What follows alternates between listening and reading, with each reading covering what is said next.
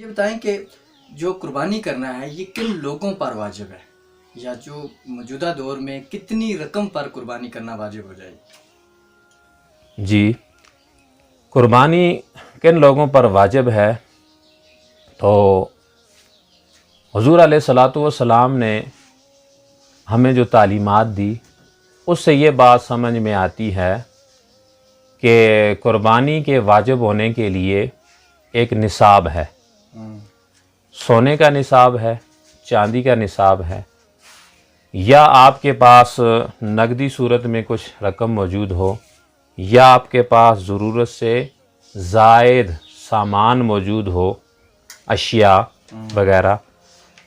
اور یا آپ کے پاس مال تجارت ہو۔ یہ 5 چیزیں یہ حضور علیہ الصلاۃ والسلام کی تعلیمات سے ہمیں ملتی ہیں۔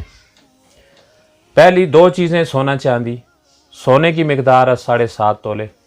اور چاندی کی مقدار ہے 52.5 تولہ، اور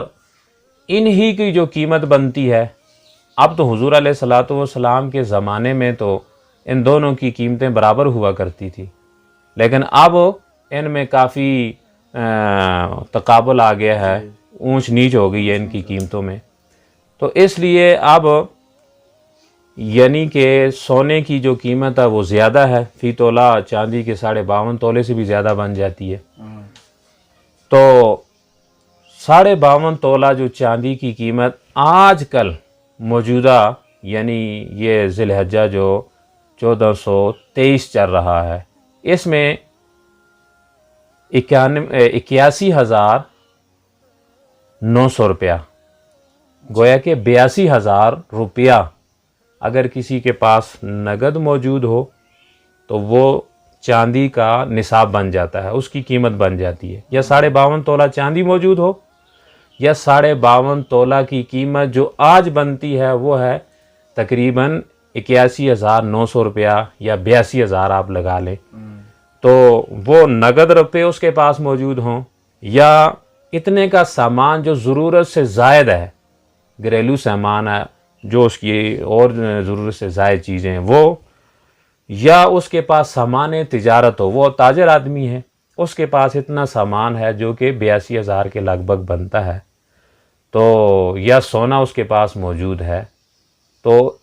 اس پر قربانی واجب ہو جاتی ہے۔ یعنی اگر نہ قربانی کرے گا تو گنہگار ہوگا۔ اور ایک اور چیز بھی ہے اس میں کہ جو زکوٰۃ میں سال گزرنا ضروری ہوتا ہے، کہ تب آپ زکوٰۃ دیں گے جب یہ نصاب 52.5 تولہ چاندی یا 7.5 تولے سونا آپ کے پاس موجود ہے، یا اس کی مالیت موجود ہے ضرورت سے زائد، اس پر سال گزرے تب زکوٰۃ دیں گے، تب زکوٰۃ فرض ہے۔ لیکن قربانی کے اعتبار سے اس پر سال گزرنا ضروری نہیں ہے۔ قربانی کے ایام میں اگر آپ کے پاس یہ چیزیں موجود ہیں تو قربانی واجب ہو جائے گی۔